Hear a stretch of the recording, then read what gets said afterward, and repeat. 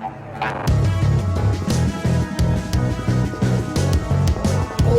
stories, origin stories. Where did we come from? How did we get here? These are the stories that made us the heroes that we are today. Hey there, fellow classic comic collectors, and welcome to episode 5 of Origin Stories. I'm really excited today because I'm being joined by a legend of the comics YouTubing community, Metarog, to talk about his personal origin story as a comic book fan and collector as we go through the 10 individual back issues that shaped his experience the most. So I want to thank Metarog for agreeing to be on this. I had a lot of fun doing this. I did want to mention just before we start here that we had some kind of weird technical audio issues, so there is a bit of an echo at parts during this. It's weird, as I mentioned, I don't know why it has this, because when we were doing the interview, it actually sounded totally fine at both of our ends.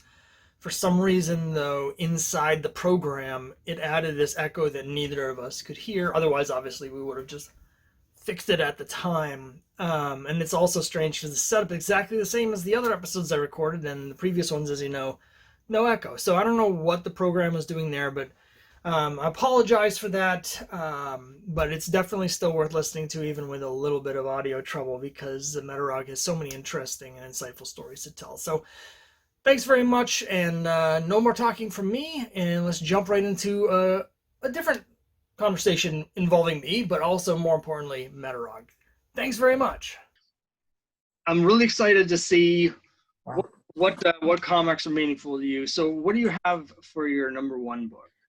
Well, I figured, the best place to start is right at the beginning, right? So, my parents are Cuban refugees. They came to the United States in 1961 after Castro got to power through the bloodless coup. And my parents then saw that they were losing all their property and real estate and liberties, and they got out of Cuba and moved to the United States. There's a long story in there. I'm not going to get into that, but my brother, which is 9 years older than I am, was born in Cuba, and he came with my parents and moved to New Jersey in 1961. I was born in 1964, right? And so I grew up speaking Spanish, okay? I didn't really speak English or understand it a whole lot until I was about 5 or 6 when I got into kindergarten. And right around that time, my brother actually was a comic collector in New Jersey. Somewhere in the move, he lost almost all his comics. He brought a few with him in the car or whatever. And he was a big fan of Metal Men, okay?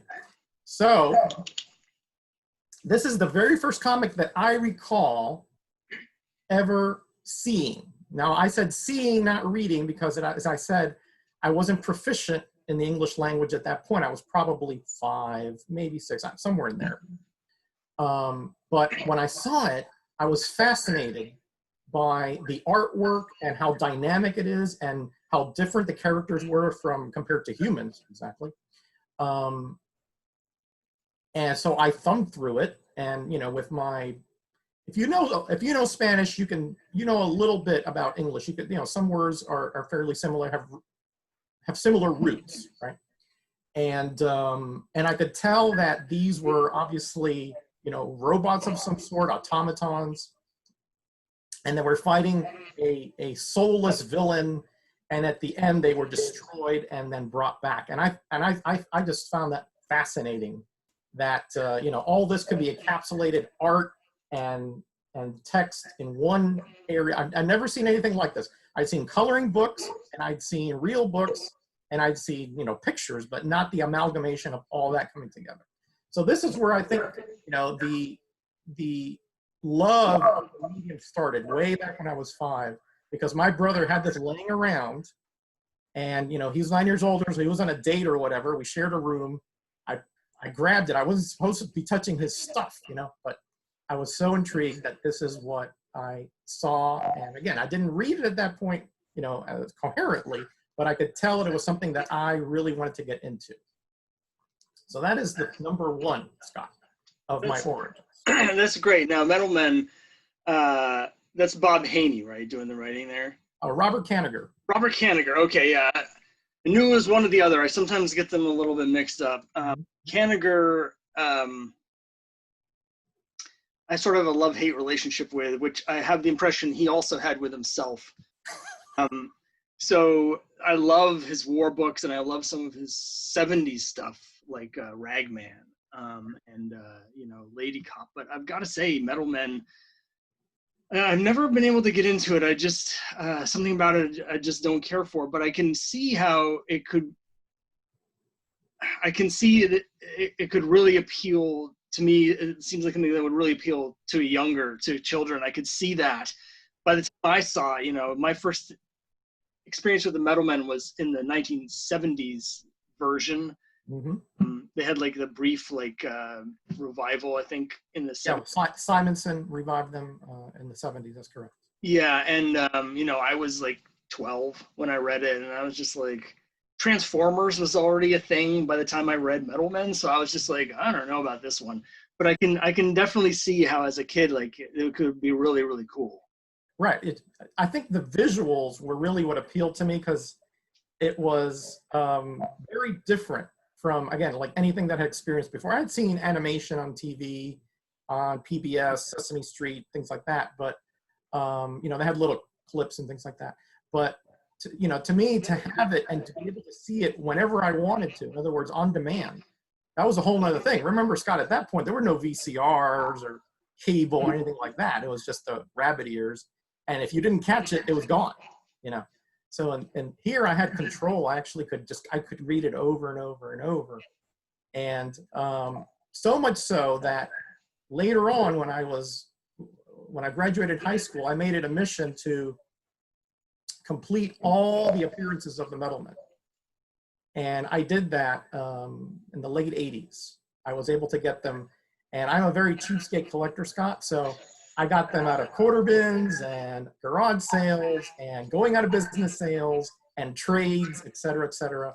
But I do have all the 20th century appearances of the Metal Men because I was so fascinated at a young age. You're right, it's not you know, Metal Men is not high art, or you know, it's not very compelling writing, but it is fun, it is goofy, it is quirky, and it just has an appeal to me because it was, again, the nascent Metarog. When he saw this, this is what, if it wasn't for this, I may be, you know, into, you know, movies more or something like that. But because of this, well, almost 50 years, well, 50 years later, but almost 50 years of collecting later, I still am in love with the characters and this medium. That's great. I love it. So what happened from there? What's your number 2 book? Well, as I got into school and I started learning English, and I could, in school down in Miami, I don't know if this was everywhere, but in the very early 70s, comics were very popular, okay? Almost every school kid had a comic, or you know, you could get them like out of ice cream trucks and out of drugstores and out of convenience stores and even drugstores, et cetera. I mean, grocery stores. So we had when you get to school early, because you got dropped off, you know, we had a little rec area where we could, you know, undercover, we could play, you know, with baseball cards and comics, right? So we had a little bit of a gambling kind of situation there, a little ring, right? And that is that we would bet, you know, comics and cards, right? So I built a lot of my collection in the 70s, in the early 70s, in these little games, right?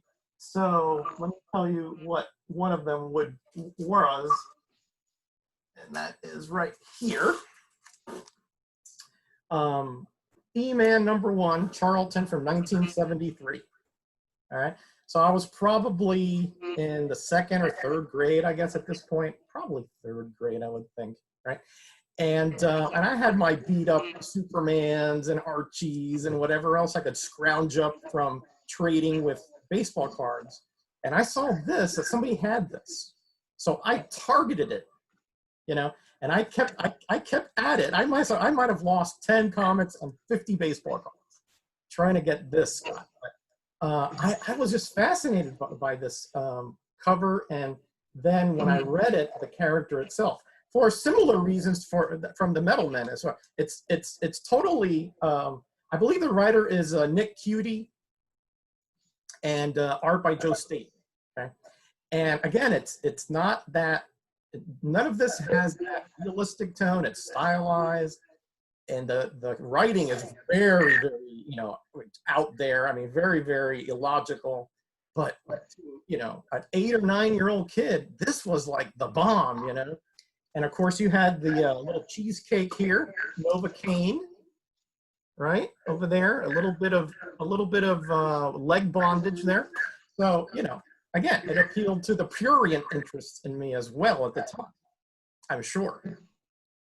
And so so now that I found out that I could get comics, that they were available, through school, really, that's what started me sort of getting into collecting. And at this point, I could read, very well. I was a voracious reader. Once I learned English, I just really ramped it up. I would read dictionaries, encyclopedias, et cetera, et cetera. So this is number 2, because this is what sort of got me into the mode that I wanted to actually collect comics, that I wanted to get more. I wanted to expand my horizons. I wanted to see what else was out there.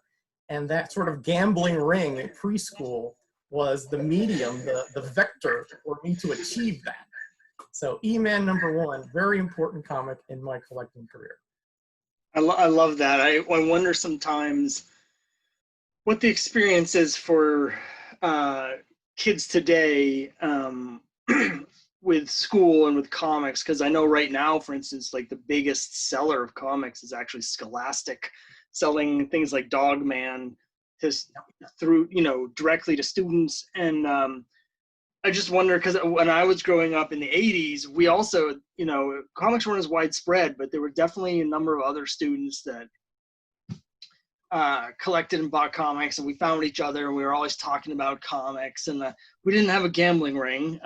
We didn't have like an illicit gambling ring. I went to a private Christian school. Mm-hmm. So that would have been very frowned upon. But I do remember at one point, like, someone had some salacious gossip, but they wouldn't share it. And the only way to get the gossip was you had to buy it with issues of G.I. Joe. So it'd be like, I'll give you this G.I. Joe 38 if you tell me the salacious gossip. So the gossip monger had like a payment system where you had to pay in G.I. Joe. So yeah, I wonder if those days are lost, or if school is, it's so the same. It just, the details are different. Maybe this experience is basically the same for kids now, because kids don't really change, I guess. But right. Well, I think the digital age sort of puts a kibosh on that level of interest in these kinds of different mediums and different literature types, because most kids now, at least my daughter, get her books digitally. So, it's not like, oh, can I look at your iPad or something? It's not the same thing. You don't have somebody in a corner reading something and that you notice and you're like, oh, that's cool. So yeah, you're kind of losing that a little bit, but I think times change. It's just the way it is. So all right. So what do you have for number 3? All right. So notice that you probably know I like the quirky and the obscure stuff, right? So I'm going to get to that eventually, but here's the next level of my comic journey. All right, and that started here in Captain Marvel #29. So while a little bit later, this is probably 1973, 74, somewhere in there, my brother, who I told you was 9 years older than me, started to drive. Okay, so for that, I had to scrounge up comics from the neighborhood kids and from school. I didn't know that these were available commercially. I was thinking that these were, somehow gotten through mail order or whatever, right? I didn't know how they were distributed, or, could be, I didn't even know that they were, you know, sequential issues per se. You know, I just knew that they were random issues from wherever. So my brother, when he started to drive, it probably was my birthday, 1973, or Christmas or something. He said, "Hey, I know that you love comics," because he saw them. "I'd like to take you over to 7-Eleven where you can pick out $2 worth of comics and out on my treat." He probably had just started to drive. He had like a Nova SS. He was, you know, hot rodder guy. So I was like, "Oh, you can just go and buy them?" You know, I didn't really know. I mean, I knew that sometimes you would have them, and I would see them in drugstores, things like that. But I just thought there were people that would like leave them there, you know. So I went over there, Scott, and it's like it was an epiphany, you know. I mean, it's the angels sung, you know, they wept, and I saw a spinner rack full of all kinds of comics, romance comics, which I know you love, war, horror, hero, different publishers. I was like, you know, I probably was next to fainting at that point, right, from excitement. So I went in there and I picked out, I guess, 10 comics that were 20 cents each. I guess he threw in the tax too. But this was the first one that I recall seeing that was so impactful. Huge figure of Captain Marvel flying with the starscapes back here and the trails here, the star trails. Man, this just fascinated me. Starlin, of course, I didn't know who it was at the time, but I became a big fan of this creator artistically, and then later his writing as well. And so this is where I said, "Oh man, now I got it. Now I can come up here every month," because I asked the guy at the front, "Hey, how often do these come in?" About every month, or I forgot what he said, every month, every 2 weeks, whatever it was. So I was like, "Oh, got it." So I immediately went back home and said, "Hey, how can I start making money?" So I started checking out the neighbors, you know, doing their lawns, running errands, whatever I can for $0.25, $1, whatever, because I knew that this was waiting for me every month. So this is the next stop in my journey. The first time I actually went to a 7-Eleven and saw comics on a spinner rack, a moment I will never forget. I love that.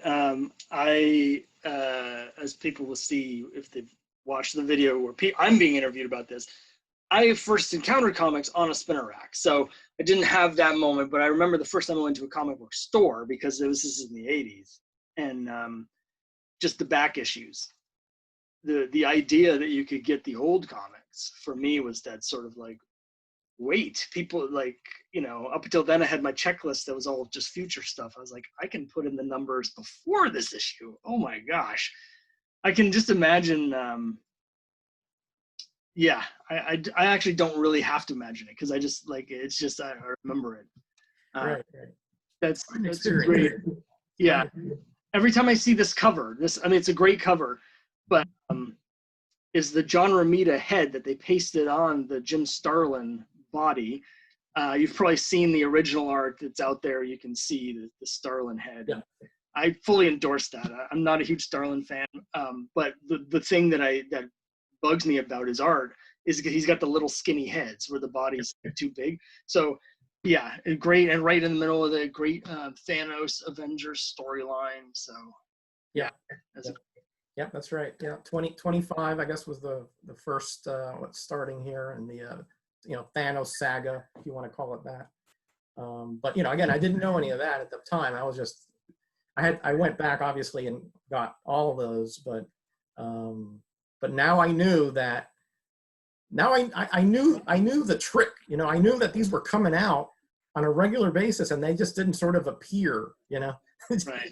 they weren't some, you know, there wasn't some just a gigantic hand that placed them in these little areas that I would see them. You know, somehow they got to be sold. So again, an epiphany for me. That's great. Okay, so 1973. Now we go to a little bit of a strange situation here.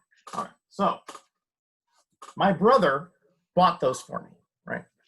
So as I said, I wanted to go back and get those on a monthly basis. that didn't work out because my brother got a job and got busy, and my parents were also very, very hardworking people.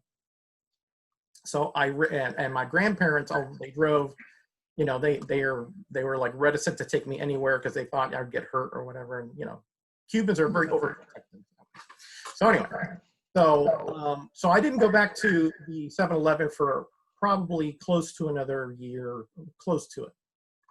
But before that, my family took a trip to Los Angeles, and they obviously took me along. Again, they would not leave me behind. So I had, as I said, I had accumulated quite a bit of money through doing chores and et cetera, birthday money, Christmas money, you know, however kids can make money. And also through the little illicit trades that I would sometimes sell, you know, with comics and things like that.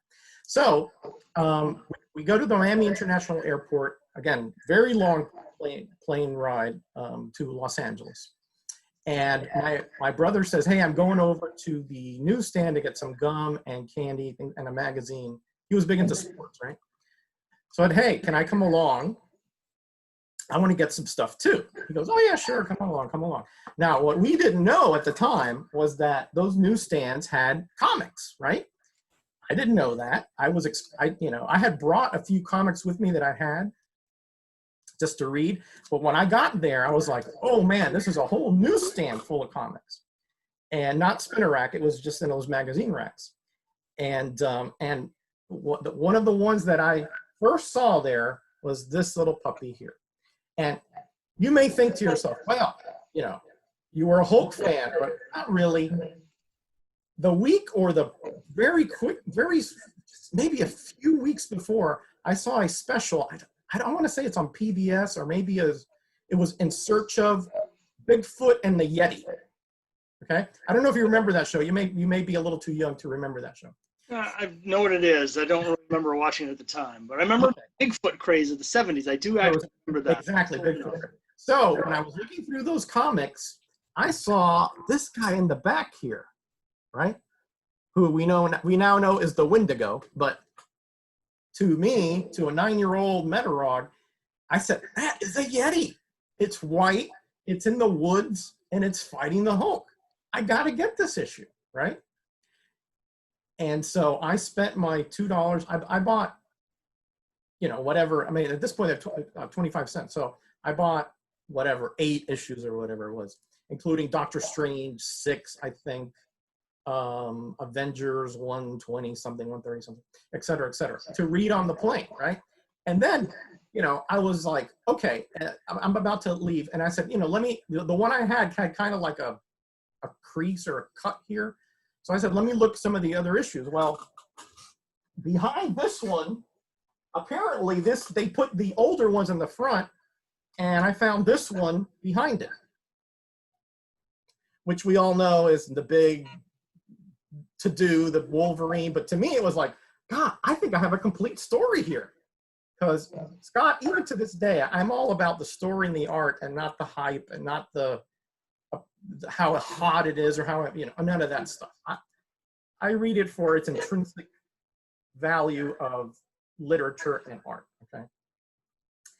So these are the 2 comics that these were the first 2, along with the batch of Dr. Strange, that I bought with my own money. Okay. And I picked out myself. My brother helped me pick out the ones in 1973 because I wanted, for example, some horror comics, and he was like, no, not allowed, right? Mom and Dad would have trouble with you picking out, you know, Witching Hour or whatever it was, right? So this really got me interested in the collecting, as far as sequential collecting, because I got 2, and now I know that they're going to continue publishing them. And again, I did kind of like the Hulk because it was easier to read. You know, again, for a 9-year-old, it was a little easier to read, you know, Hulk smash, you know, me want baked beans, you know, that kind of thing. So to me, it was very interesting. And the story was okay. Real quick, I'm going to tell you this. Fast forward a few years, I let a friend borrow these along with a bunch of my X-Men. and he never returned them. And when we confronted him, he denied ever getting them from me. So I lost my originals, back in 1980. But then, and this because I just saw your video about your best dollar bin finds or cheap finds or whatever it was. I went to a mall in Miami called Westland Mall, and I didn't even know. I went with my mother to buy something there real quick, and they had a collectible show there. And the first booth had comics, and I was like, Mom, can I, let me be here for a few minutes. You go get your whatever dress or whatever it was. And I went through a dollar bin, and both of these were in there. Now, again, 1980, Wolverine was popular, but nothing like, it was maybe a $20 comic at the time, something like that. And the guy was so, but even I knew that it was worth more than that. But the dealer was so consumed with somebody trying to buy a Miller Daredevil that he was like, hey, how much for these comics? I picked out like another couple, I think, $5. And he just said, how many you got? Yeah, $5. I gave him the $5 and I ran.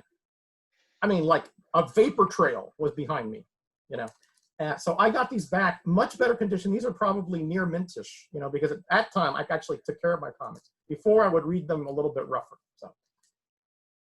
So there's actually two parts to that story, how I initially got them, my first purchase ever, lost them and reacquired them in better condition. That's great. I don't even know where to start because that triggers so many different comic book feelings for me. I mentioned in my video that the first time I bought comics, it was actually 2 issues of the same series. It was Blackhawk 269 and 270. I bought at the same time. Those were the first comics I bought. So I had the sequential story. That's where I started, and so I immediately knew. I went home and I made a checklist and I checked off 269 and 270 because I was like, you can read these in order. You can get them all in order. And of course, the dollar bin things, I think I had mentioned when you mentioned that on the YouTube video. I found Hulk 181 in the 87 maybe for $12. But before I bought it, I asked to look through it and it was missing the Marvel value stamp. So I got it for $6. But I'm not actually a Wolverine fan, so I flipped it. And I got 30 for it.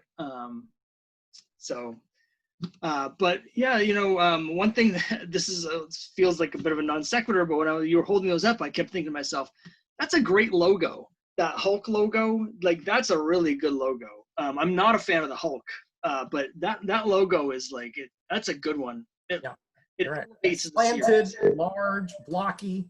Yeah, it's got the shadow, the drop shadow. Correct. It's really good.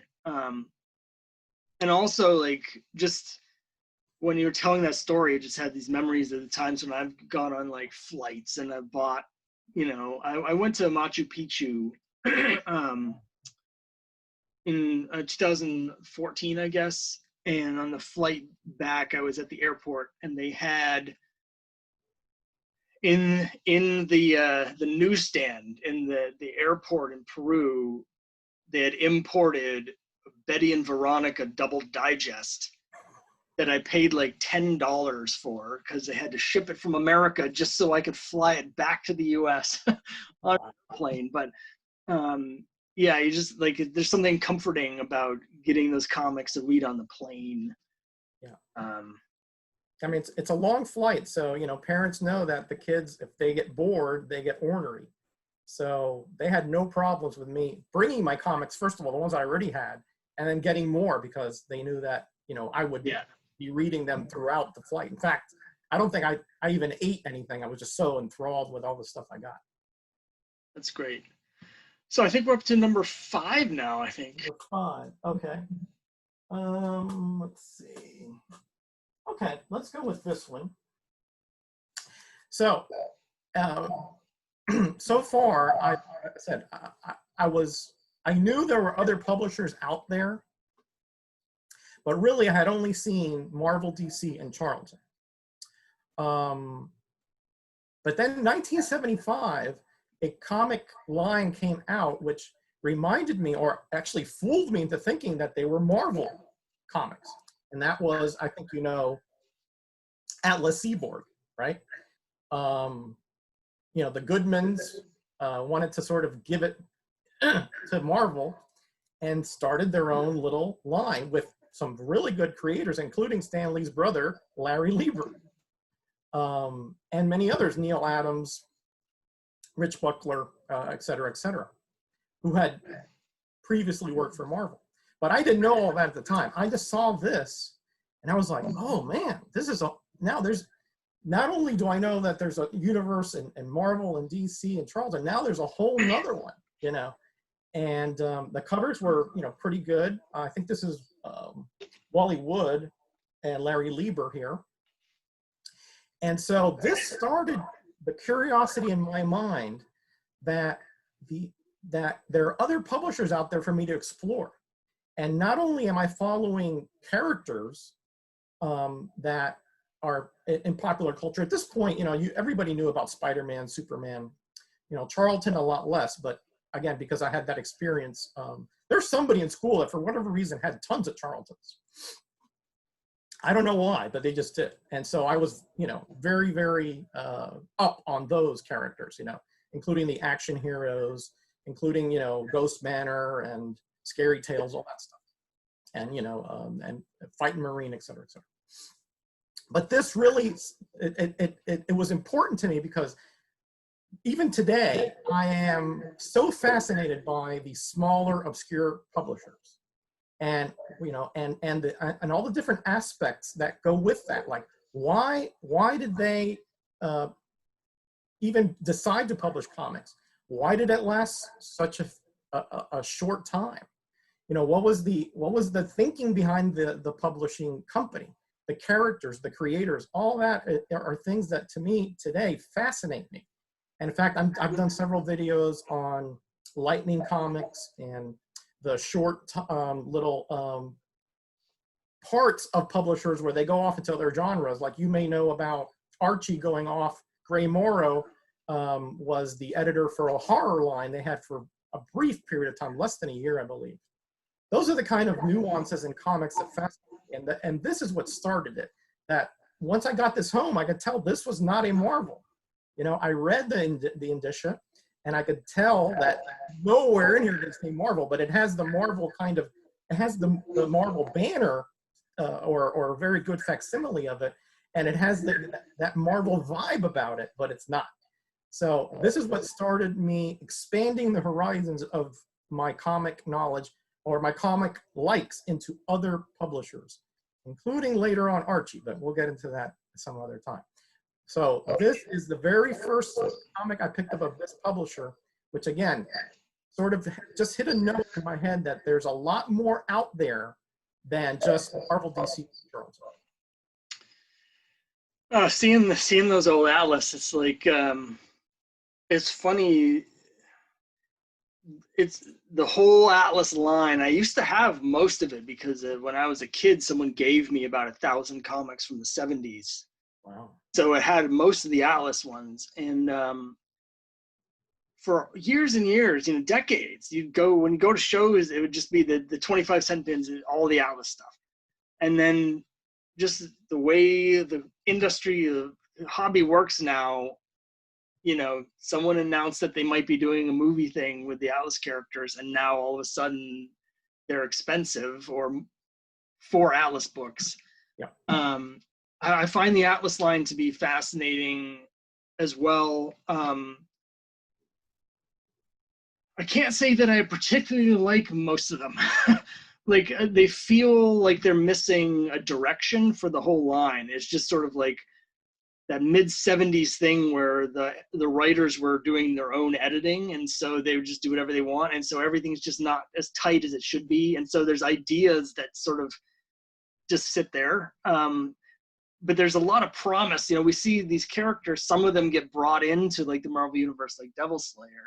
Yep. And the Scorpion. Better, you know, in the later versions. But Atlas, like, it's interesting. Yeah. It's also interesting, like you say, the logo, they're clearly just, yeah, they're just like, you know. Yeah, they're trying. In fact, what's really funny is that, you know, they had different genres, including Westerns, crime, horror, sword and sorcery, et cetera, et cetera. But about 2 months or 3 months in, I think they got the mandate to make as many of them superhero-like as they could. So you had like the crime guy become Target, you know, with the you know, the overalls. You had Scorpion, which was Dominic Fortune by Chaykin, become Scorpion with, you know, now acrobatic and have gimmicks. And so they really just were reactionary to Marvel. And that's the problem. Like you were saying, the direction that they had was so all over the place. You know, I think their sword and sorcery stuff was actually pretty good. And some of the military stuff was actually okay as well. Well, they were a little edgier than Marvel's, I will say. They just had like a little bit more violence and a little bit more, I don't know if it's gore, but suggestive gore or suggestive sexual overtones than Marvel's did. So maybe that appealed to me as well, because they were just a little edgier than I was used to. Yeah, like of course I'm a huge fan of boy comics from the 40s. So the Atlas series Iron Jaw, which is basically they take the public domain villain Iron Jaw and they combine him with Conan. And so you basically have this Conan guy who is a complete amoral like villain, but he's the main character. It's so strange. And then they also have particular interest to me. I don't actually have any of these issues because I won't pay the money for them, but they have series Vicky, which is their version of Archie. Correct. And, those are much harder to find than a lot of the other Atlas books. Very hard. I have 2 of them. Yeah, but I refuse to pay. I found both in dollar bins, so I'm holding out for the other 2. Yeah, those are on my list of like every time I go through the cheap bins, I'm like any Vicky. Never seen one, and this is not Atlas, but it also makes me think of Fast Willie Jackson as a series from the 70s that I'm always looking for. Funny you should mention that. That's coming up. Oh, all right. I think we're up to number 6 now. I do believe so. Yes, I do believe so. So I think you mentioned something about your first foray into a comic shop. Well, that was the next seminal event in my journey. I believe it was, no, I don't believe, it was 1979. And I'm driving down Berg Road, which is a major thoroughfare down in Miami, with my aunt. And I see a marquee that says comics. That's all it said. And I was like, Aunt Delphina, please, I want to stop here. And he goes, I can't, I have to go do the laundry, but I'll go drop the laundry off and I'll come back and drop you off, right? So I did, you know, she did, right? And when I got there, Scott, yeah, this was like that 7-Eleven experience on steroids, because now you see wall-to-wall comics. I mean, literally just boxes and boxes and racks and racks.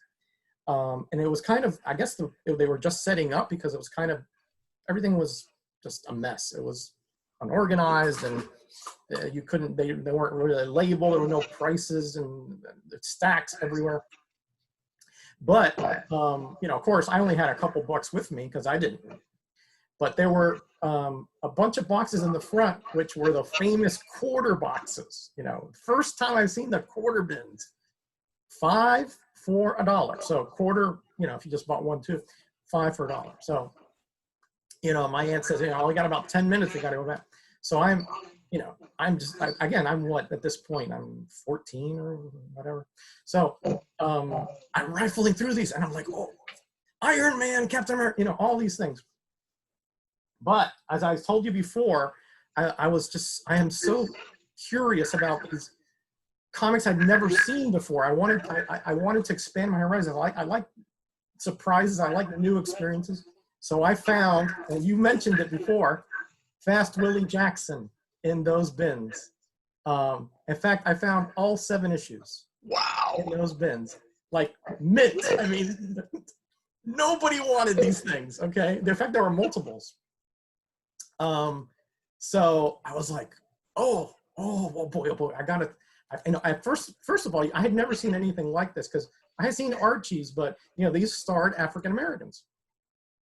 And you know, if you've read these things, they are just a blast to read. You know, they have some stereotypical elements to them, but but they're all in good fun, and they're light. The art is very much in the Archie style. In fact, I believe this artist was an Archie artist at one time. What's his name? Yeah, Lemon. I believe he was an Archie artist at one time. Maybe you know that better than I do. I'm not an expert on Archies, I'm afraid. But I found this fascinating, and here's two, for example. But I have them all, and then besides this, I got, I think, some more Atlas comics. I got some more Charltons. Again, I only had $2, so I could only get, what, 10, or maybe I had $3. I don't remember. It was like 10 or 15 comics. But this is what my first foray into the comic shop, experience. And needless to say, every time I went to my aunt's house, which was maybe once a month, we stopped at that comic shop. And every time I had a little more money.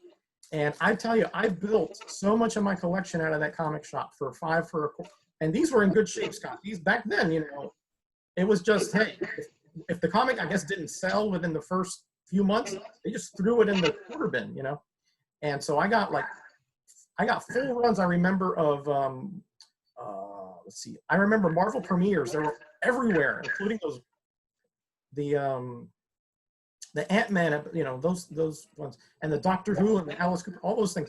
They were just thrown there. I mean, multiples, 10, 15 deep. I guess, all those kind of off titles just weren't selling that well. Spotlight, I think team-ups were in there, things like that. So a lot of my collection came out of those quarter bins. So my first foray into a comic book shop and a quarter bin is because of Fast Willie Jackson. And by the way, this is I still love this series, even today. It's just so much fun. It's different than anything at the time I had read, because I had read a few Archies, but they were more of anthological kind of, just what stories didn't really meld into the other. The same characters went over and over, and they referred back to each other, etc., even though there were multiple stories in here. So again, my first foray into the comic book shop, Fast Willie Jackson is the front man for that. I'm so jealous. I've never seen a copy of any issue of Fast Willie Jackson in person in my whole collective life. I almost got a copy one time. There was an ad on Craigslist where someone had a box of 70s comics that they were selling for like 40 cents each. So there's like 100 of them for $40. Nice. And they had just one photo of a pile of comics, and the top comic was Fast Willie Jackson. So I immediately emailed him. I'm like, I want him. I don't care what else is in the pile. Someone else got him first. Oh. And I'm sure they probably didn't care about Fast Willie Jackson. They're just hoping there was a Hulk 181 in there. But I've never seen it. Like, I've never found it. Of course, on eBay, you can get them once in a while. Even on eBay, they're not that common. Yeah. But, I don't want to pay $40 or $50 each for them. So. Yeah, very, very pricey. I actually found another #1 in a dollar bin about 5 years ago. And I gave that away in my one of my contests here on YouTube. So, yeah, people laughed at me, when I said, look up how much this is worth. And they were like, oh, yeah, we want it, Yeah. So, yeah, if I ever find these, I'll send them to you, because I have run into them before, believe it or not, after this. But since I already have a set, and I don't really like doubles because I have space issues, and I don't know too many people who likes these. So now that I know you, if I find them, I'll send them. I appreciate it. I wonder. I talked a little bit about this in my dollar bin thing about the distribution. I wonder if there's a difference in regional distribution, because I'm here in New England. Yeah. I've never seen a copy of that of any of the issues of Fast Willie Jackson, and we've got I've got at least 20 comic stores with an hour drive, and I hit them up all the time. Never seen a copy of it in my whole life. But I wonder if there's certain areas of the country where it was distributed more widely, or not. I know that happens sometimes, particularly some of the off-brand titles. Yeah, definitely in Florida. I've seen them actually in Central Florida and South Florida. Yeah, not in North. I lived in all parts of Florida for 10-year periods. And I've seen them in Central and in South Florida, never in North Florida, and never anywhere else. I've never seen anything here in Mississippi either. So you might be right. This may be regionalized. Yeah. So, but a very cool experience and find, and to my first comic book shop, Red Road, down in Miami, Florida. It's very, very cool. Yeah, I'm always looking for those, never finding them. Just in a similar note, before we get to your next one, the other book that I always look for, and I have one issue, I think I showed it off actually in my top 50 videos, and no one had any idea what I was talking about, is Lil Kids featuring Calvin, issues 12, 13, and 14. I have issue 12. I'm missing 13 and 14, but I'm super tough to find. Oh, yeah, super tough. Yeah, because at that point they were must have been very short printed, because I've never seen one in the wild, never. Yeah, there was one on eBay, number 12, that was actually only like $10, and I was like, okay, but I already have 12, so 13 and 14, I've never seen those. So, what's your next book? I'm really curious. All right, next. Okay, so I'm going to jump ahead here quite a few years. At this point, I've now my collection is growing. It's probably about 1,000. Here around 1980-ish, I'm in high school, and I do visit the comic book shop here and there. So there's not a lot whole going on there. But then what happens in 1985? You know, I always like to collect runs. So I would go in the back issues and I'd fill in things that I didn't have previously before I started collecting. So I went, you know, for example, my Thors, I went back to the 170s. You know, when they had half price sales, I would fill those in, et cetera, right? And then, so the Bronze Age to me is just one big blur, right? It's just, everything is just fabulous. It's all these characters, continuity, but not a whole lot changes as far as the characters themselves, right? Then, a couple gentlemen named Wolfman and Perez come up with a miniseries, 1985, right? And again, I'm buying, at this point, I'm in college, I'm buying probably 10 titles, about no more than that, probably like 15 titles. But because I'm in college, money is tight. So I had to sort of parse a little bit of my list there. And so I'm reading Crisis, and I'm like fascinated because they're, you know, obviously I had read in the fanzines what they were up to, trying to do the impossible, essentially, taking all the diverse timelines and dimensions and worlds in the DC universe and amalgamate them and combine them into one more coherent line. And I'm like, you guys are crazy. There's no way you're going to be able to do this. Well, they pulled it off to various degrees of success. But I was always invested in the stories, and I always thought that the comics were very entertaining and very educational, but not so much emotional until this comic came along. And I did, again, I knew that she was going to be dying in this issue. So I had foreknowledge of that. I didn't know how. I didn't know under what circumstances. So the first time that I actually cried reading a comic is right here.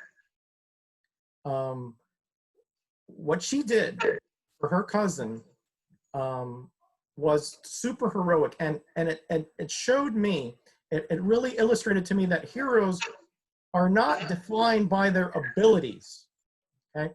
Not defined by how powerful they are. It's by their will, by their character, and by their courage. And this really illustrated that to me, that even though she knew that she could not triumph, she knew that she could do something to save a person that she loved dearly. And to lay down your life for somebody that you love, I think is the highest expression of that love, the ultimate expression of that love, I would say. And again, this is when I thought comics got to me at an emotional level. And later on, I found more and more emotional tie-ins with comics. But this is what really opened my eyes to the incredible impact that it can have, not just educationally and mentally, but also emotionally. Crisis on Infinite Earths #7, a fabulous Perez cover here, Pieta, with the mourners here grayed out, again showing the mood of the issue. So this is what really got me at an emotional tie-in, an emotional, shall we say, ingredient added to my then love of comics in Crisis #7. It's great. It makes me think, I remember getting very emotional around that same time, but a very different reading experience, I think. Well, is ElfQuest. Like at the end of ElfQuest, there's a couple characters that die, and just the whole way that the original ElfQuest series ended. I was reading that when I was 12.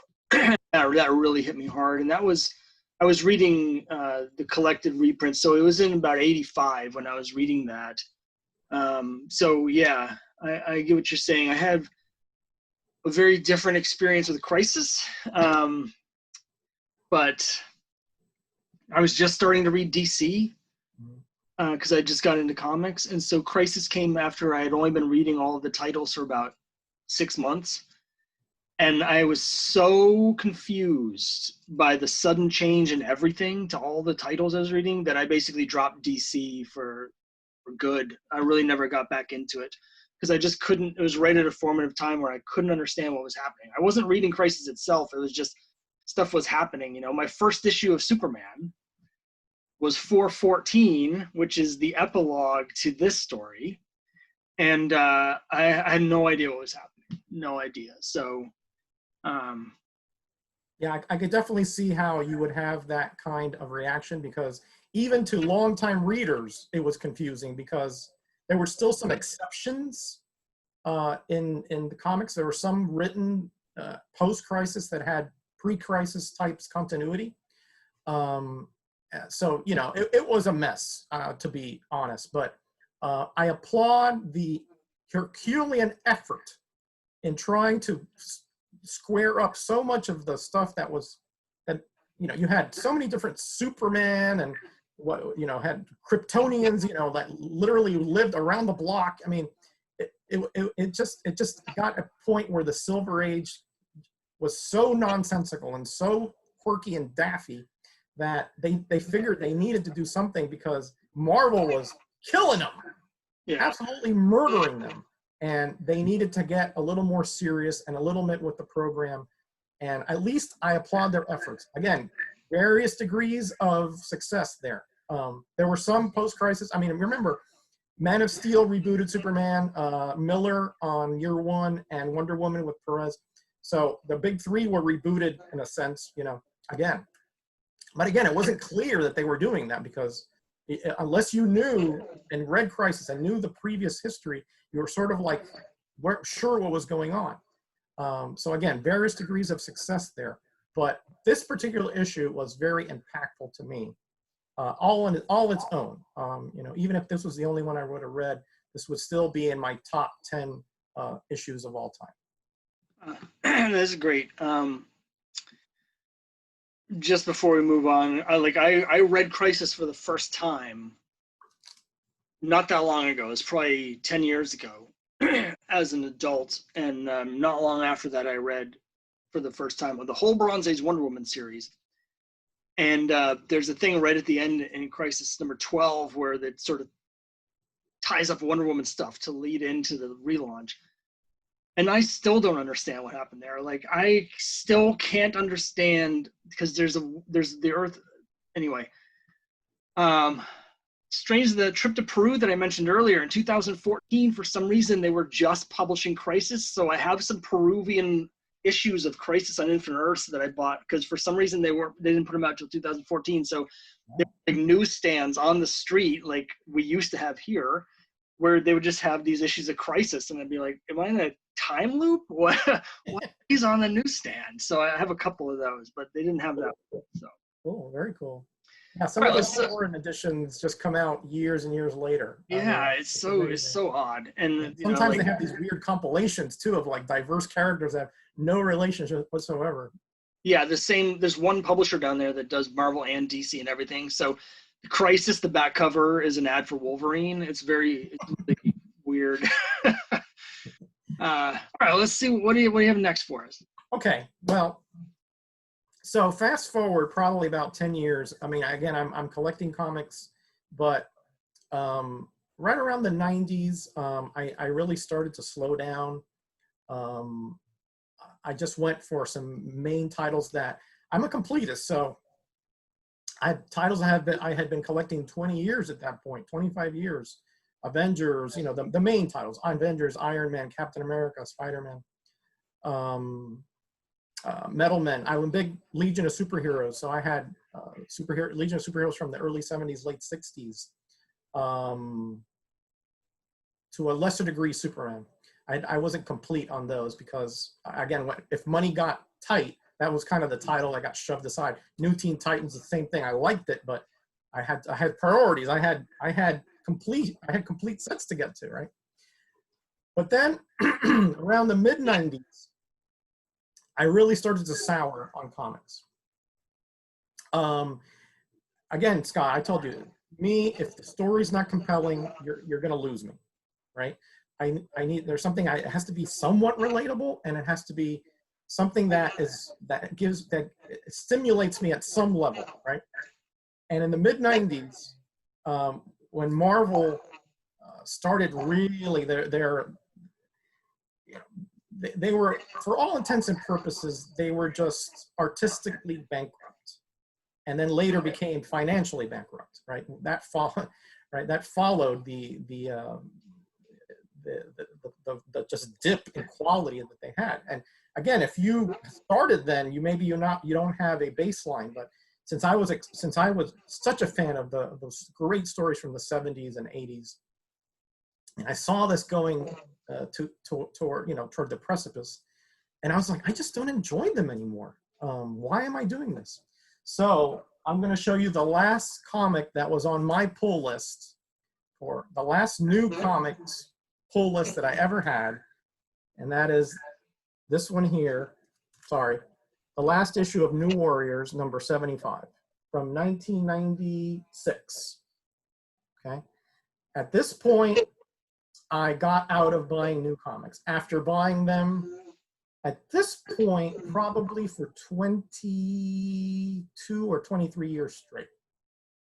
Rarely, I mean, I would miss stuff because one thing I left out of the first part is that where I would get a lot of my comics. Again, I told you I wouldn't go to the 7-Eleven regularly till later on. But my mother went downtown to shop, and there was a newsstand right outside the Burdines. And I always had a few bucks, and we would go about every 2-3 weeks. So that's where I would get my fix, back in the late 70s. But so since then, I had been buying at least 10 titles a week. Yeah, maybe I didn't pick them up every 2 weeks, but 10 titles a week. But this is the last of the Mohicans right here. 1996. Soon after this, now I would still visit the comic book shop, but I didn't have a pull list.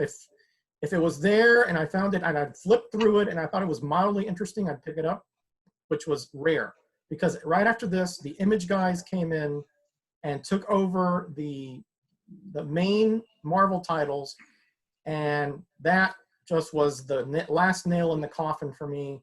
I really disliked Image and their methods of making the character, morally bankrupt, physically impossibly drawn, and the stories paper thin. So at that point, I said bye-bye to Marvel Comics. I did buy DC's here and there, and I would get certain ones. Like, for example, when the Amalgam came out in '99, I was all over that. I thought that was, again, very original and very cool. And of course, when the JLA versus the Avengers came out in 2003 or whatever, because that had been in progress since the 80s, and we were promised that back in the 80s. And that never came to fruition until the 21st century. So, but this is the last one. This is, again, everything else I've said here is pretty positive, upbeat, you know, kind of light, but this was sort of where the doom started for me when it came for new comics. I still bought back issues. I would still pick up new issues here and there. But as far as my complete runs, I finished off my Avengers because, you know, the numbering finished and Iron Man and all those titles that started. Not X-Men. X-Men continued, but I had dropped X-Men back in the 90s. Those were just way too confusing. You had to buy 10 titles to even get any inkling what was going on. And I just didn't have the money to buy that many titles, so I could not invest myself into those. So New Warrior 75 was the last of the Mohicans as far as off-the-rack pull list comics for Metarog. It's interesting. Most of the people I've talked to, including myself, have a similar story. It just takes place at different juncture points. For me, it was the Avengers Disassembled in 2004. I actually stuck it through when they went to Image. Those issues are horrible. That whole period was terrible, but I still kept buying them. But yeah, it's interesting. I think a lot of when I watch YouTube videos and I talk to people online, there's a lot of people collecting now who got into comics in the early 90s. And so there's this big, they love Spawn and they love Venom, Deadpool, and all this 90s stuff. And it's so inexplicable because as someone who started reading before that, I find all of that stuff to be pretty much complete crap. It's just horrible. But, you know, I get it in terms of what you're exposed to as a kid, you know, like they experienced as a kid. But it's just interesting. Like most of the people I've talked to, they had a point that a certain comic, a certain thing was happening where they were just like, I can't do this anymore. They've lost me. It's interesting because they almost lost me at that same time period. But what happened for me was I started finding a bunch of titles outside of the main DC and Marvel stuff. And so for me, the late 90s is actually my favorite era in comics in terms of reading stories, because stuff like Sandman Mystery Theater and Starman and Bone and Promethea and Top 10 and all those things were coming out in the late 90s. Yeah. I couldn't get any of that good stuff from reading the main Marvel and DC, because they just like were so bad in the mid 90s. And I'm totally with you on X-Men. Like I held on way too long. My last issue of X-Men was like 355, and I should have stopped around 310 because wow, it just got so bad, so terrible. Yeah. Well, I think the main problem with the X-Men at the time was that it was so watered down because you had divergent writers and the teams that they even had like the different teams, X-Men Blue, Gold, Green, Aqua, whatever. And it seemed like, you know, that the characters were just different characters when they went to the different titles. There was no coherence there, and the stories were just so paper thin. I mean, just yeah. You know, I stopped around 300. You know, previously I'd stopped around 200 and tried to pick it back up, and just like you, I was like, to me it was just inconceivable that you could follow the storyline unless you bought, you know, literally 20 issues a month and try to cobble them together in some kind of puzzle. It was just very difficult to follow.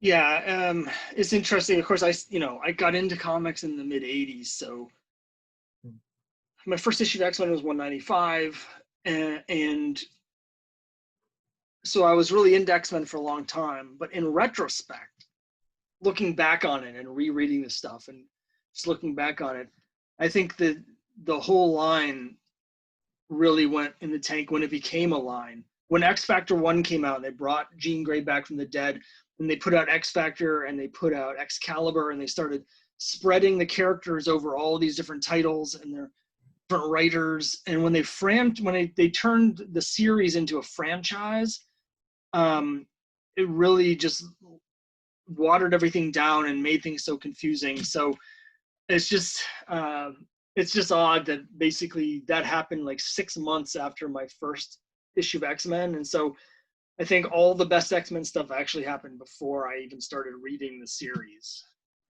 Yeah, yeah. The Claremont Burns stuff is legendarily good. But again, now it's so pricey, and that only get trades and so forth, because it's just forget it. But anyway, I think we kind of agree that was a thing. Even though you held on a little longer. Again, it's just when you water something down to such a degree. Again, it's sort of like how anything happens, right? You have a talent, and you put him on one comic or two comics, the talent can be shown through. You put him on 4 titles, he just doesn't have the time to put all his efforts into that 1 or 2 titles, and unfortunately, they all suffer instead of the good 1 or 2 titles that he was doing. So. Yeah, and the other thing before we move on to the next one that you mentioned that I completely agree with is, there's starting in the early 90s, but really the mid-late 90s, and then really picking up in the early 2000s, was a consistent and a almost intentional move towards cynicism in the writing and in the characters. And I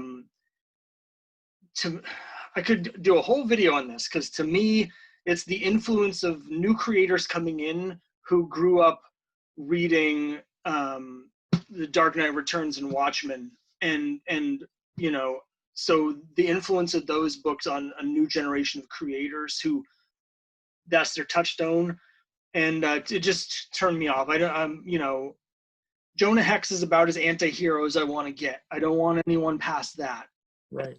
That's my new Jonah Hex rule. If you're more of an anti-hero than Jonah Hex, you're no longer a hero, and I don't want to read about you. And when they turned, Marvel had the thing in the 90s when I really quit Marvel completely, where the Dark Reign, where all the heroes were in hiding, and the supervillains, and it was all this commentary on George Bush's presidency and all this stuff, and I'm just like, man, I'm living through this. I want to read. That's not why I'm reading comics. I could read the newspaper if I wanted that. So I gave up, and it's just the relentlessly cynical, nature of all this stuff by Mark Millar, and I just can't. I don't want that. I just can't do it. No. I think for me, probably for you as well, comics is an escape from the stresses and the issues that surround us, no matter what, that we can't escape from. We can sort of delve into another universe where those things are not necessarily present. Okay, and that's, I think, healthy. I think that's mentally and spiritually healthy. But to have that same kind of pressures that we feel out here in our ostensible entertainment, to me, just like you, it was totally off-putting. And honestly, why would I get into a situation where I find more of the issues that I'm confronting rather than less? Yeah, and it's not to say that, I do think that comics can, as a medium, can definitely be used to tackle important issues and stories. As an art form, I don't want to feel like I'm saying that. But for me personally, I always think subtext is better than text. And so I would rather have that as the subtext of as a parable or something, I don't want to I'd rather have Superman being, on another planet or something, the famous EC story where the guy goes to the planet with all the robots of the different colors, That's great. I don't need to actually have a story, about the actual issue. It's just, I don't know.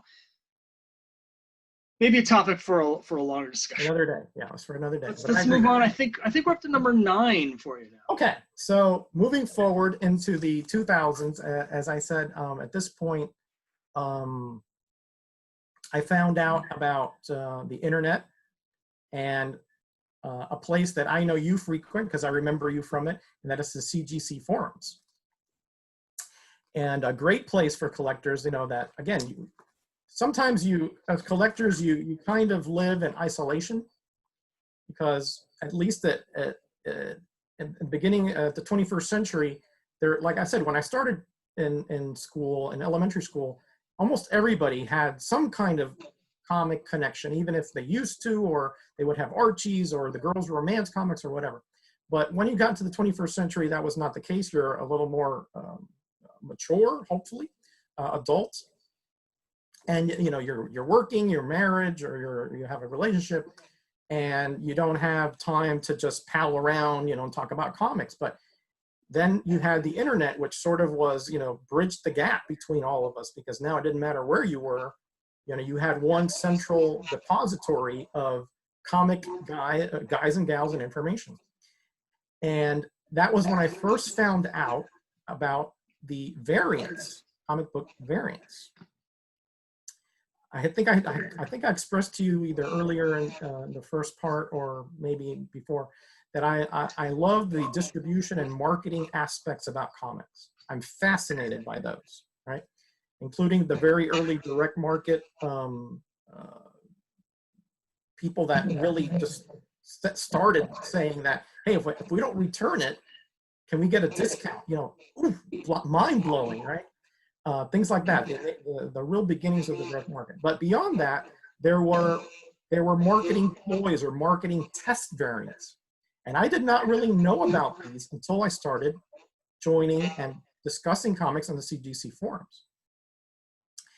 So I found out that 1976 is sort of my sweet spot. That's when I was collecting almost all Marvel titles, okay? At that point, I was going with my mother to that newsstand and picking up every Marvel I could get a hold of, and, you know, Atlas DC, but certainly Marvels. So I had all these titles already. So they were just impressed upon me. It was like imprinted on me, right? And then I saw in the CGC forums that they had 30-cent variants, okay? These guys, okay, which were only available in certain markets. And one of them, for example, was in Baltimore, Maryland, in Albuquerque, New Mexico, Grand Rapids, Michigan, okay? A few more. And I was like, hold on a second. This should be 25 and it's 30. And I'd never seen this before. So I was like, I gotta find out more. And so I started delving into the CGC forums. This is what really got me to be, you know, more involved in it, right? More of a member there. And so I bought my first one, which is this one right here, off of a member of the CGC forums. Actually, it was two, but this was the first one that I bought. This one, then another one later on. And when I got it, I was like fascinated, and I started delving into the history of it and looking at, you know, how many were distributed in what areas. There were even, just because you lived in Baltimore, Maryland, does not mean you got a 30-cent variant.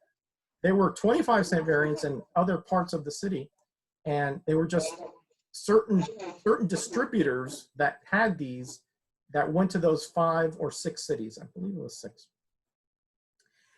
Fascinated me. So I got a few more and a few more and a few more. And then by 2005, I had half the set. And then I found a few other guys, Shield Agent, 4Gem Works. These are all CGC names, by the way. It's CGC forum names. Who were trying to put together sets, Flying Donut. And I said, you know, I definitely want to put together a set, because this was the time frame when I just fell in love with comics. I was starting to collect them. I was starting to read every issue as soon as it got home, and it just was personal to me. And in 2006, I believe, I got my last issue of the 30-cent variant, Kid Club number 208. To this day, that is the most expensive issue I've ever paid for, $100. I have never paid 3 figures close to that other comic book. That is the only other one. So this is part, because it sort of it brought back the aspect of collecting, marketing and distribution variant. I've gotten news price variant. I've gotten regional variants.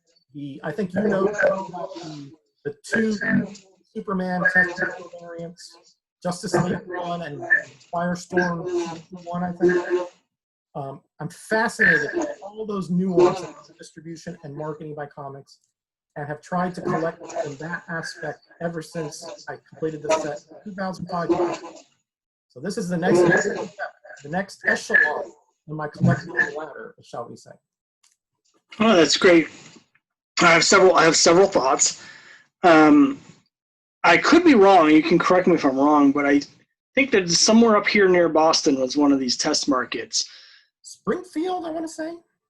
Because, you know, going through back issues in the 80s in particular and into the 90s, seeing that box there, because that one stands out. The 35-cent variants, you have to know what you're looking for.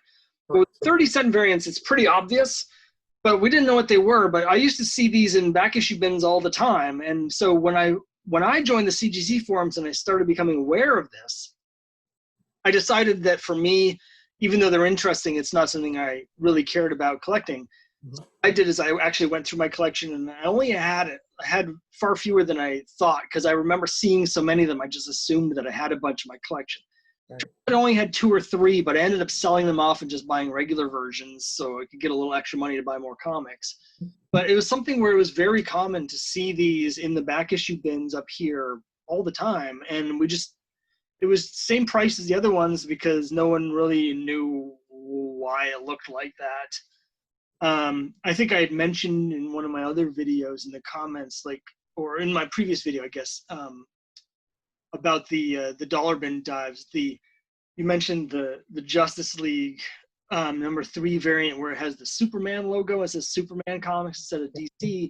I bought that new at a it's actually at a grocery store. I said 7-Eleven in that video. It was at a grocery store.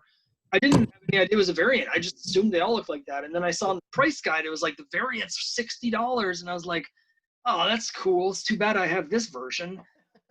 And then I saw it at a store and I was like, whoa, wait, I have the variant. That one's not just the logo. It's actually a whole different cover as well. Completely different cover. I do find the variants to be really interesting, but it's a rabbit hole I don't personally feel like going down. But I always read about the CGC forums. There's so much great information. I love reading that sort of thing. It helps me when I go dollar bin diving, you know, like with the all detergent variant that I mentioned. I wouldn't have had any idea about that if it weren't for the CGC forums. I know that I don't think the site even exists anymore, but there's a site that was called like St. Louis Comics, had this whole big thing about the 30 and 35-cent variants, and I remember I used to read that because I'm trying to remember the 35-cent variants, since you can't tell by looking at them. I'm like, okay, Kid Colt 219 I think is worth like hundreds of dollars because it's hard to find, or like thousands now. Yeah, like Wyatt Earp, I think, you know, it's like to the really hard ones. There's a certain person that wrote one of the articles on the 30 and 35-cent variants. Is it you? Yeah. So the 35-cent ones, I know I've seen them and not got them because you have to know what you're looking for.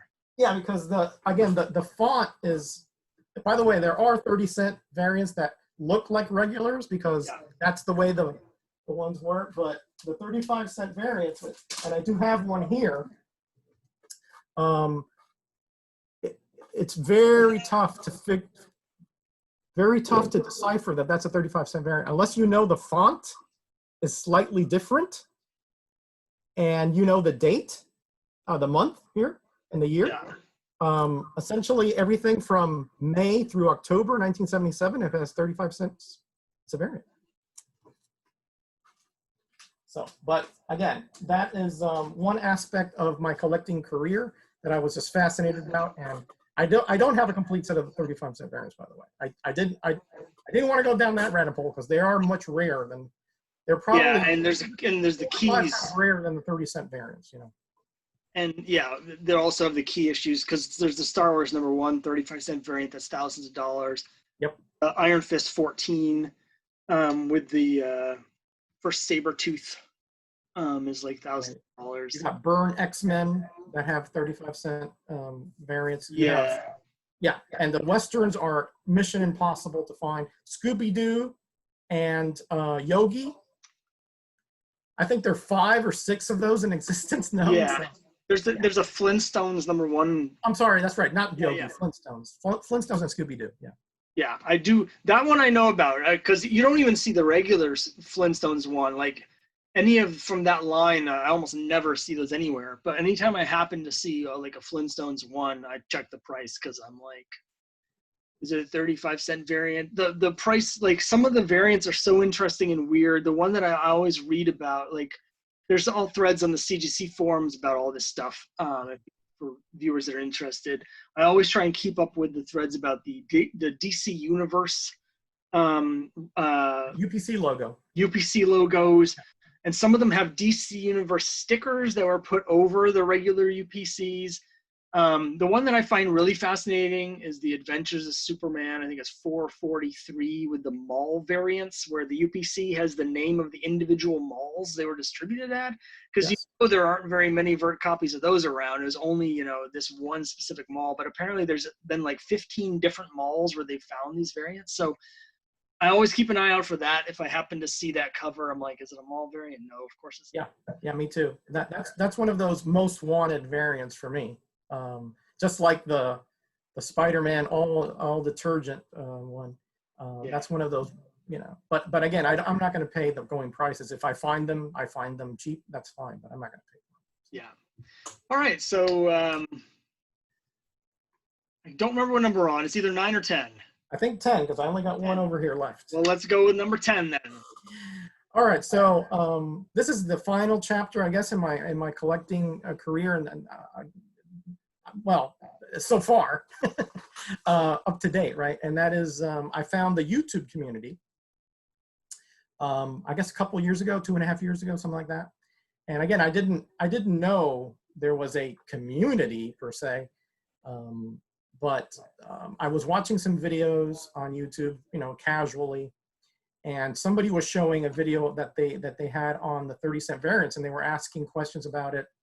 And so I answered on the comments and said, and I casually mentioned, yeah, and I have a complete set. And they were like, well, really? I never met anybody who did that. And I'm like, yeah, I know about 10 or 15 guys. So he said, could you show me on a video?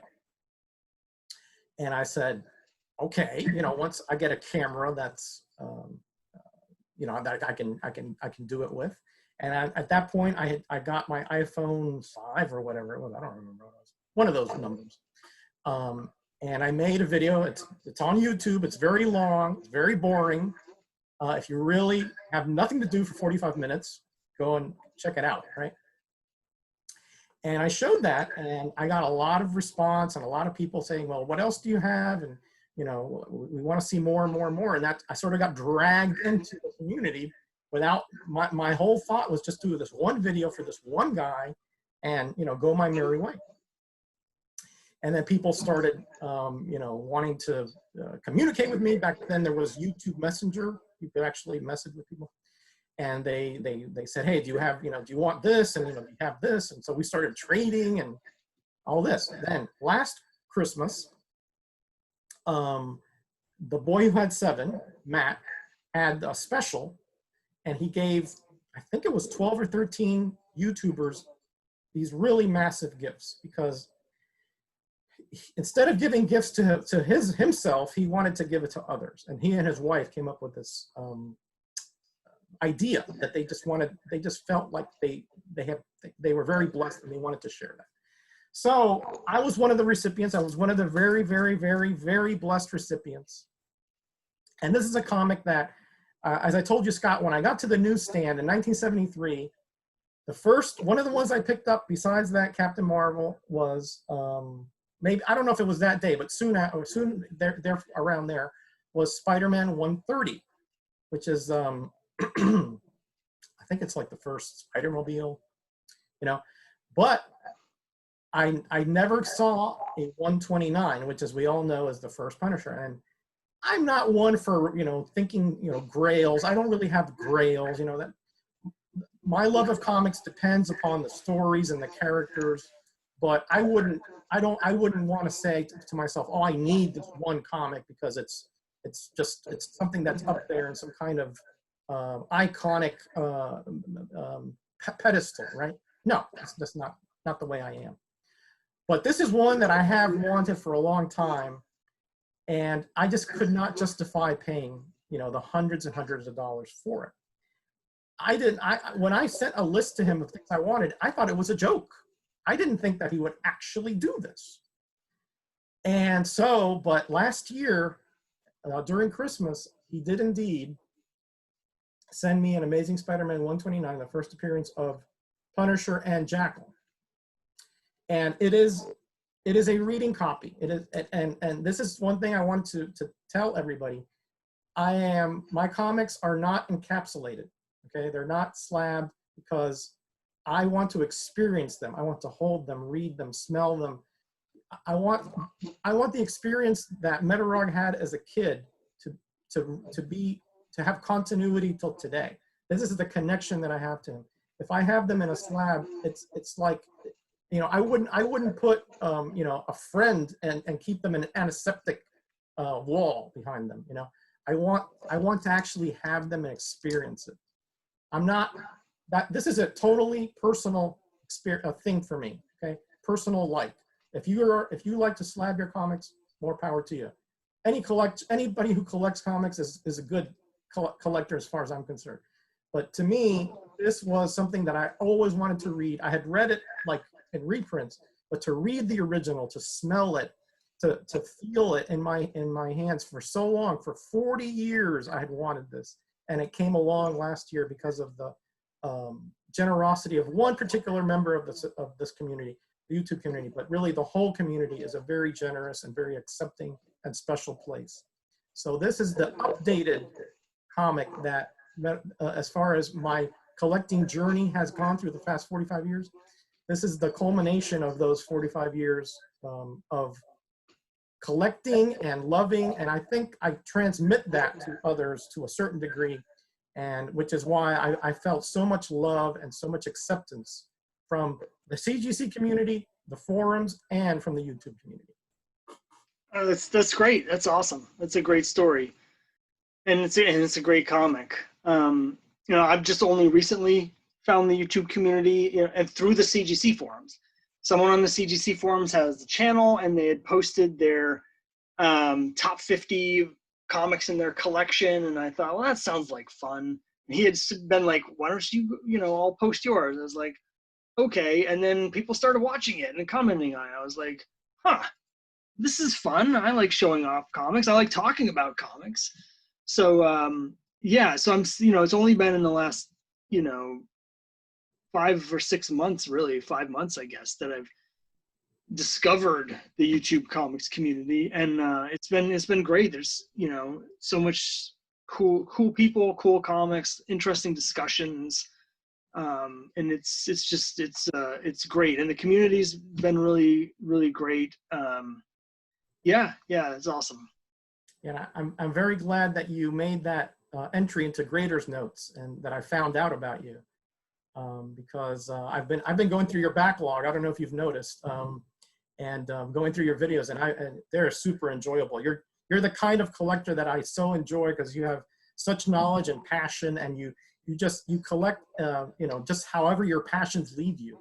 And to me, that's the most purest form of love for the medium and of collecting focus. So good job, Scott. I appreciate it. Yeah, it's just like you know, I do tend to like stuff off the beaten path. I'm a run collector. I like the stories. I like to read this stuff. But you know, just for me, I love the medium. So I like finding the weird stuff. I think there's a couple people that didn't really appreciate my not top 25 video where I was going through my least key books, but that was done with love because they're in my collection. If I didn't like them, I wouldn't have kept them. You know, there's books that I get that read them and they're just boring or whatever, they don't.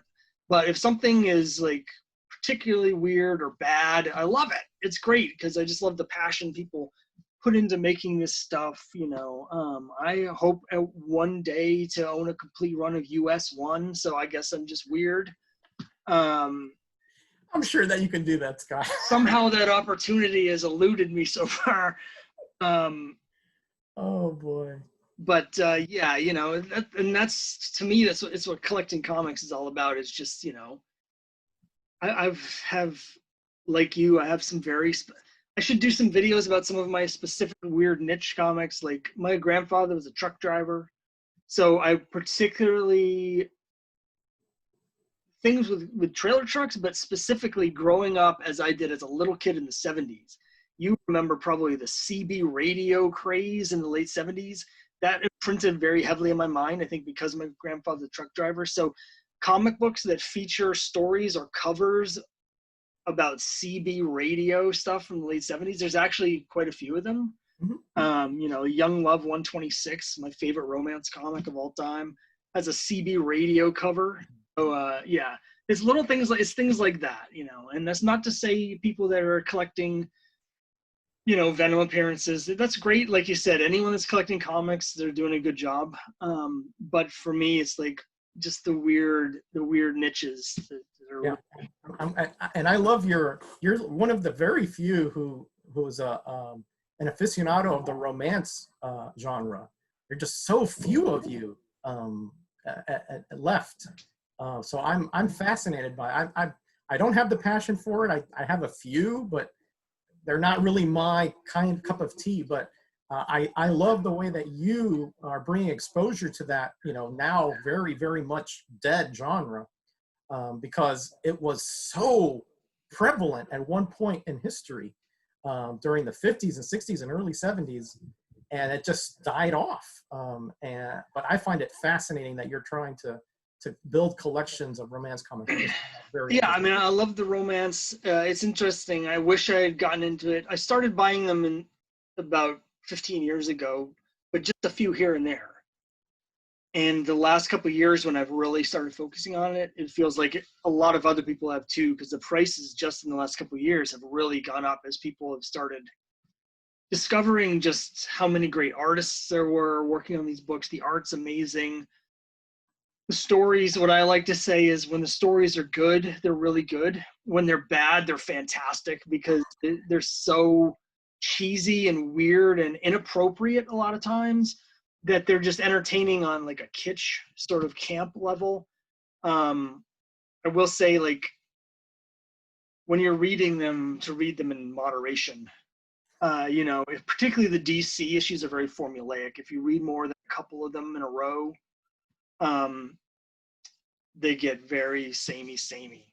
Luckily, that's why Charlton exists. So you can pop one of those open and you never know what crazy nonsense someone just vomited onto the page, because they have to put out 30 issues a day. So yeah, I'm glad people are appreciating the romance stuff.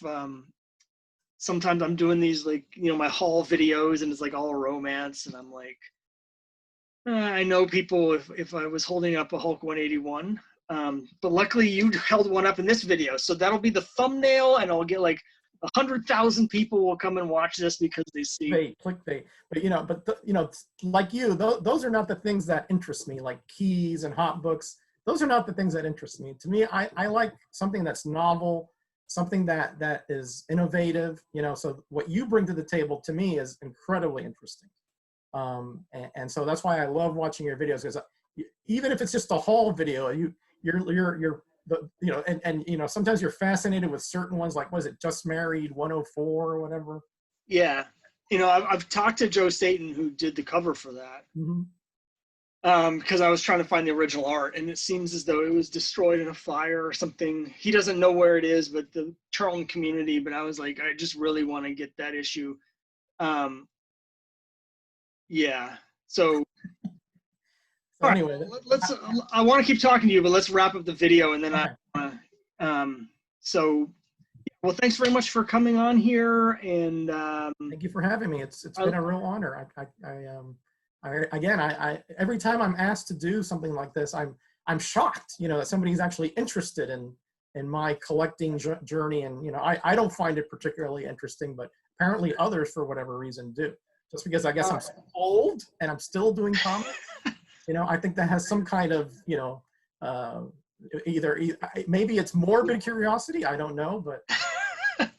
Well, I just love hearing everyone's stories. You know, it's that people who really love comics, I always want to know, why and what it is about comics. So like, I just have found it really fun to talk to people and hear wildly different experiences about how they ended up in the same place as part of this very small group of people in the world that love comics and collect comics. So I really appreciate you talking to me. Origins, it's where we come from, it's where we've been. Everyone's got one. Origin story.